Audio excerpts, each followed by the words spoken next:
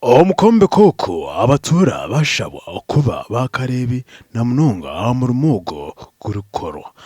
Contractor kwara bari yahana akora mwarebe cyashoba mu kigambe kari correcting akubijonka tukashenye kizimbe burere okwihe kizimbe kiri yaringa bimu mwana kucita hansi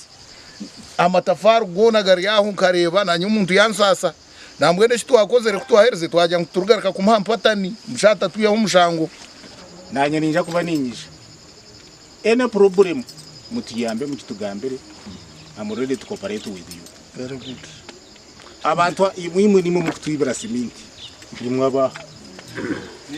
RDC yakoso mu gishogo okongera okushaba Abashaho ahirwa rere na munonga abo kukira kwebuzabuza amirimo ngwa mu rundogo baza kongera kugwerwa. Omuntu kwija akashitama izoba ryona rikarenga ngo atagiriza Omushaho itokutwayiza kubinga yomwe next ninkai harya mwachura omu district yona nito tubire nitukoraje omukusinga yo mukwasa kuragurira abantu konga hati turukubi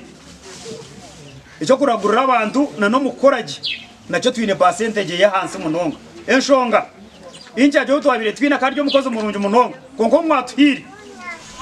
no mukoze muti arwaha Inchajwirwa rero we yahanangiriza abatura okongera kwehara endwara ezibingi barukwerondera kasirimu n'izindi nyinshi. Kwikumi kukiteri izoba tubasize kwata abantu 19 abine sirimu